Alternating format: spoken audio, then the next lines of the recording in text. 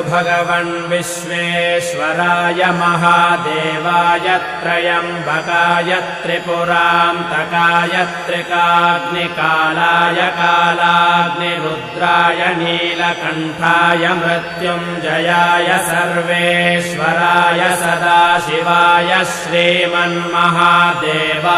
नमः।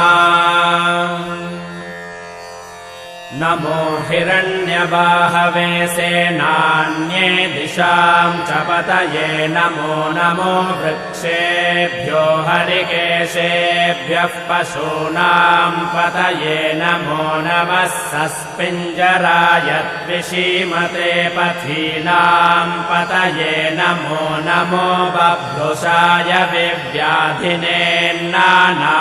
पतये नमो नमो हरिकेशाय योपवीतिने पुष्टानां